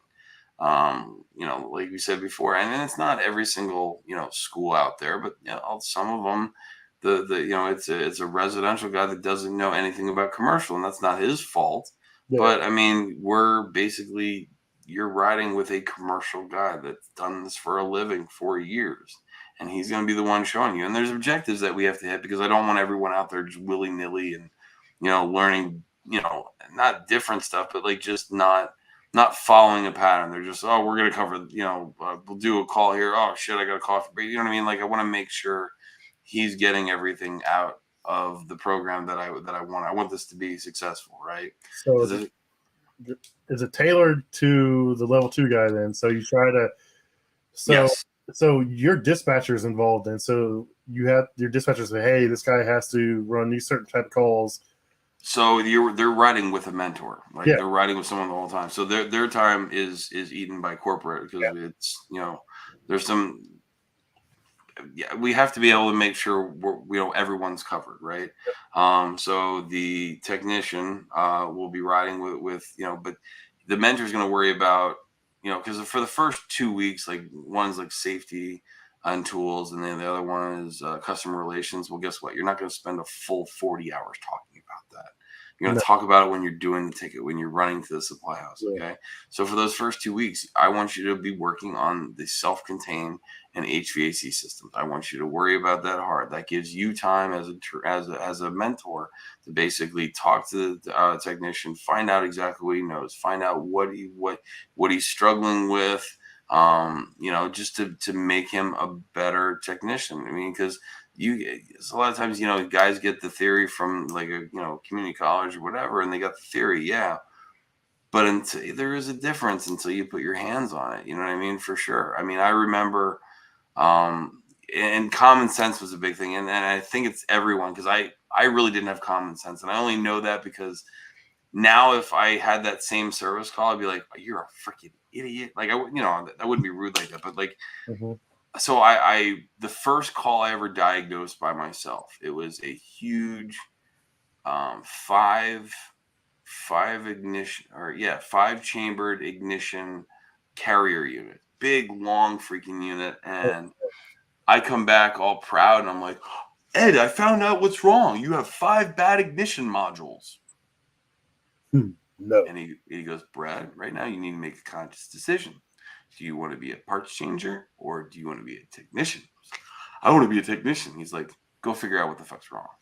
The balance of probability to have 5 bad ignition modules, loose belt, broken limit, reset button, Yeah. 5 ignition modules came on. There's a commonality between all 5. It's exactly all 5. 1 or 2, okay. 5, not likely. And that's the thing, man. Like, yeah. So I screwed up big. Not too big, just big enough that I felt like a big douche canoe. Dude, I've done it time and time again, man. Where I caused more damage when I started. When I first started, my first time on call, I went out on a booster heater on a dish machine. So it's pretty much like 36 kW hot water heater. So it takes 140 degree water in, and by the time it leaves this chamber, it's 190 200 degrees. Well, it was a brand new one. Had a bad temp control, so it's just a mechanical thermostat. So it's got a fitting that screws in. It's got a packing that tightens down on that capillary tube and seals it off. Well, I had Harbor Freight fucking crescent wrench and don't tighten up what the fuck and loosens up. Put it on there and it slipped and I stripped this thing off. So I ended up I tried channel locks. I tried everything in the world to get a thing. I couldn't get it out. I ended up having to drill it out, tap the hole. To me, it was a nightmare. Dude, I spent like 16 hours on what should have been like an hour-long job. And my boss was like, what'd you learn? I was like, well, use the right tool for the job. Don't use a crescent wrench. So, story about that. So there was a day that, sometimes I regret doing things. Oh yeah. I try to be the good person. Mm-hmm. So I'm going to a store. I was there for a low temperature on a case, and I knew what it was. That a lot of times on the swinging doors, there's a little lump at the top where it'll basically get stuck if the door was not installed properly, because you actually have to drill into the shaft of the door and put a roller pin in there to set it right after you're done. So, but if it's setting properly, it'll just sit there on that thing and get hung up. So a lot of times they'll walk through, they'll open it up. This box is colder, this one's warmer. Now the cold air from there is going there and making that unit cold, right? Well, that's all it was. So I go there, grind down a little piece on top, done, took 10 minutes. I should go up in the rack room and make sure everything's right? That's what I should do. Ooh, there's an oil leak. Oh, well, I got at least 8 more hours on this ticket before I need to go anywhere. And we're really not busy. And I'll be preventing a problem from happening in the future. Yeah, I fucked myself. So I saw it was leaking. So on the compressors that have the oil coolers, they have there's a 1/8 inch MPT fitting that goes to a 3/8 flare fitting that goes to an oil cooler. And so I could have been the jerk off and just tried to be like, I'll just back it up a little bit and just, over tighten it. Right. And I didn't even do that. I was like, no, I'm going to do it the right way. So I pumped down the compressor. I was like, I got plenty of time. I pumped down the compressor, went to go back it out, so I could take it all the way out and rethread it and put it back in. I didn't get that far. It snapped. It snapped. So now I have a compressor, and it's not like it's on the oil pump where I can actually take the oil pump off and just replace it with a new oil pump. No, this goes in the casting of the compressor. So I broke 4 refrigeration wrenches, 4 easy outs, 3 crescent wrenches, a partridge in a pear tree, and a whole bunch of other shit. And finally, I was ready to give this up. I was like, this compressor is 15 years old. I'm just gonna have to tell him it's bad. I don't know what to do. And I was like, I tried extractors and it just wasn't working. So finally I was like, Hail Mary, I got a tap and die set. So I basically drilled it out 1/64th at a time, very, very slowly by letting, and so I have a little bit of nitrogen flowing through it and it's kicking, it's just flow. It's not pressure, right? It's just flow. You have to blow the shit back out. Yeah, so as I'm drilling, all the shit's blown out, which is Right. fine because I don't want it dropping. I don't want metal shavings in my oil pump. They would really frown upon that. So I basically the last one sandwiched the last bit of thread that was there, sandwiched it around. I was like, oh my god, oh my god, oh my god, and then finally, I had to get another one of those fittings. So those fittings they don't sell on the regular on the adapter. So I went to a United. I was like, man, I know you got a graveyard back there that you're waiting to ship back to Copeland. I said, give me this piece. I was like, just give me the piece.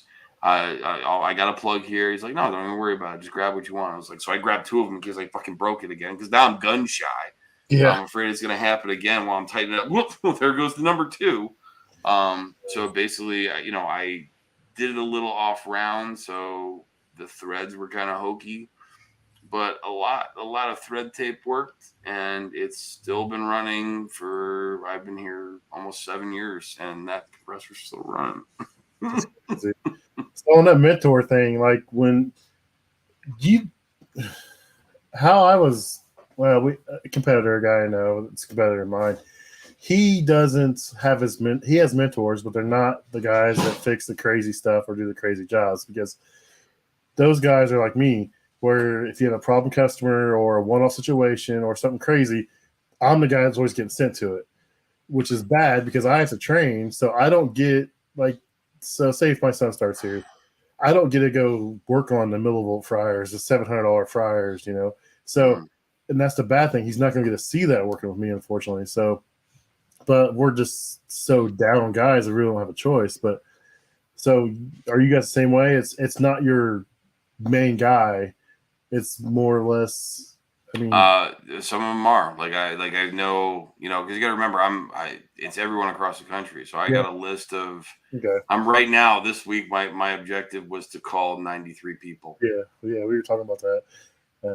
But You I don't know, know how you guys are doing it. I mean, I see both ways. Like, it worries me, training a new guy. I mean, like, but we're gonna try to do it during the slow time, so you have that option, yeah, right? It's not, listen, we're not doing this in the middle of fucking summer. okay, The program would be done dirty if you did that, oh right? yeah, You wouldn't get the full utilization. Like, yeah, just run the next call, just throw that gas in. We're gonna go. I'll train you, I promise. And then like 40 hours later, we're like, we're still running, and you haven't taught me anything. You know what yeah, I mean? Except for to hold your tool bag. So I'm not, we're okay. not gonna do it in But the summertime. You know what I mean? I was just curious how you guys are doing it. I mean, I like the idea and I like everything you got going on. So I'm just trying to take notes and figure out, what I want to try to put Well, back don't take notes yet. I told my boss, I was like, man, I'm either gonna look like right here. that I know what I'm doing, or in 2 years I'm gonna be looking for a new job because what I did was shitty. I mean, I listen, I don't think so, and I'm trying, I'm just trying to be humble. Like I just these are programs that I truly believe. Like I'm just thinking of like how 90% of the technicians out there learn, Yeah, right? Um, and everyone says, "Oh, I'm better on hand," working hands on. You know what I mean? And I get it, but that's why a lot of the stuff I implement is hands on. It's funny because like all the programs basically kind of work together with each other in one rudimentary way or another. You know what I mean? It's that's cool. I like it. Um, it's training is a weird thing, though. I mean, like you said, I'm trying to implement things, but I don't know. They want me to do things, but they still want me to be a tech. And it's too hard to be running 60, 70 hours a week in service calls and then trying to write programs and trying to do other things. There's no balance in that.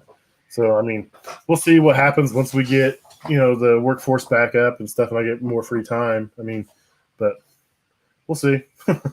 well, I mean, what everyone needs to start doing, like as far as companies, they need to start attacking these trade schools Oh, yeah. and like going there. So, like I was saying, I was like, you go there in the middle of the semester because in the beginning they really don't even know what the hell HVAC and refrigeration is. Oh, No matter what school they're at, so they don't give a shit if you said commercial industrial. They don't know what the hell that is. If anything, you're gonna be like, I'm not working on that stuff. It's really big.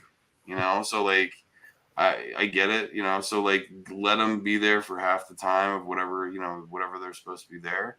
And then, before they graduate, man, like, hey, you saw, you probably talked to residential guys and this stuff. Like, what do you want to do?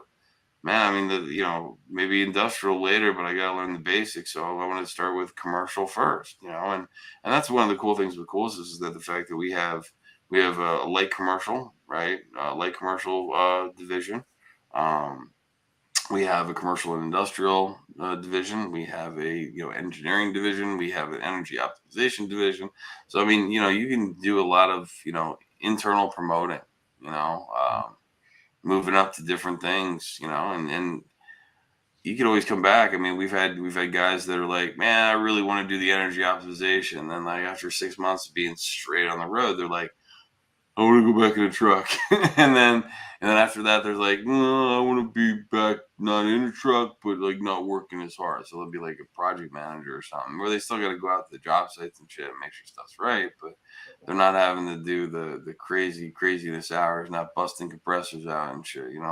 Yeah, there's a local like community college here. It's all over the state of Indiana called Ivy Tech, and they have an HVAC program, and we're actually um, starting a cooking repair side of it to like what we do, and it's just going to be basic. It's only going to be a 1 semester thing, I think, and but we're going to get them familiar with like a millivolt system on a fryer and an oven and a steamer and just basic principles on how the stuff works. I mean, it's very similar. I mean, you've had this conversation before that everything you'll see on like an oven or a fryer is the same ignition module you'll see on a makeup air unit or on a heater somewhere. I mean, it's all the same principle. So once you figure out how it works, it's not hard.